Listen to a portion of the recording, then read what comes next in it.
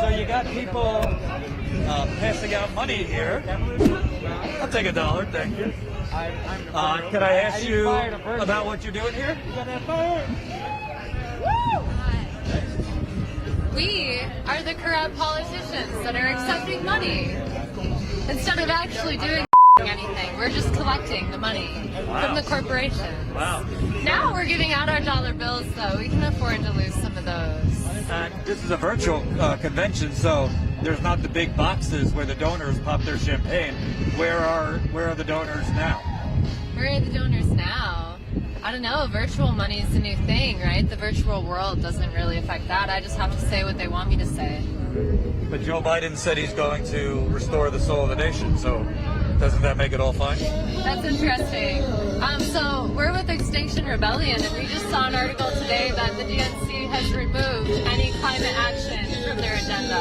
I did see this. Yeah, how is that? We're on a dying earth. And that was promised. That was promised that they would do that, right? So what happens? I think in LA the other day was 106 degrees. I saw that on Jimmy's show the other day. So they just removed from the platform that they would not give subsidies to fossil fuel companies. They originally said we'll end the subsidies to fossil fuel companies, but then just yanked that, probably because of their donors. Isn't that great? Yeah. They just keep lying to the people. And we notice, we see them. And, you know, we've ignored it for a lot of years, but we're not ignoring it anymore. It's all What do you think? Basically, all the media is focused on the pageantry of this week, all the speeches, this and that. But the reality is, tens of millions of people are facing eviction right now. People don't have health care. Do you expect this small crowd to get a lot bigger across the country as more and more people?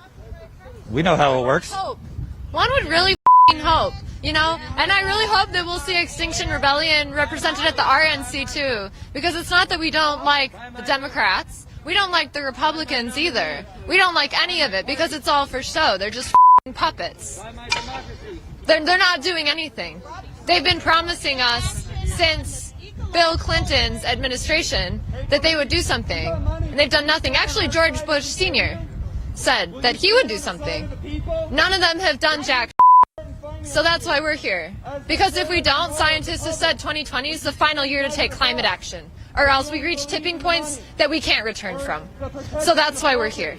I'd like to ask you, because we're seeing with the pandemic, a lot of people are getting fed up. Oh, have to stay at home, this and that. There's not going to be any stay-at-home order when the climate catastrophe is here. You can't just close the door if your neighborhood is underwater or severe storms, drought, this and that.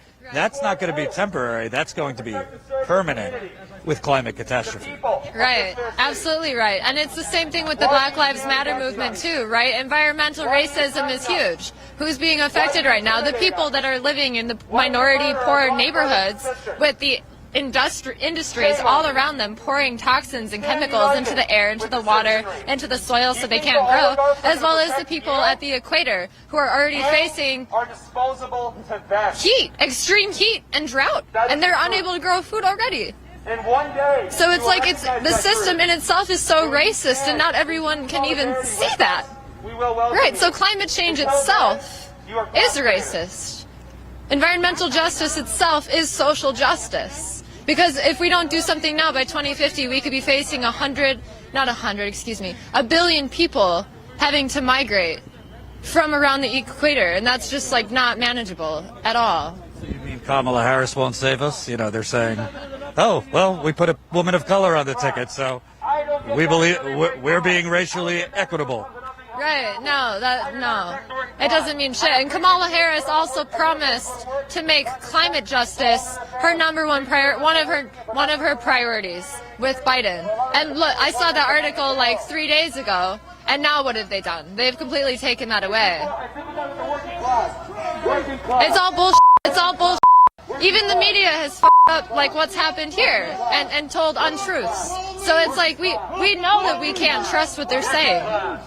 And do you think they're saying, a lot of progressives are saying, we get it, but let's get rid of Trump and then we'll fight Biden. Do you think that mindset is naive? You know, from my perspective, outside of Extinction Rebellion, as Myra, I think it'll be maybe easier to have Extinction Rebellion's demands met, maybe, without a climate denier in office. But we're not even apolitical, we're beyond politics. We would love a government that could actually negotiate with us. That'd be great.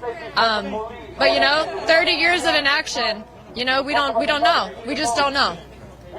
Thank you so much. What's your name? Myra Jansky. Thank you, Myra. Appreciate it.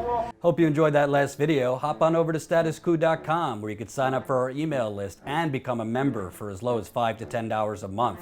Membership is how we grow. That's statuscoup.com/join. And remember, join our email list so we can grow the revolution with you.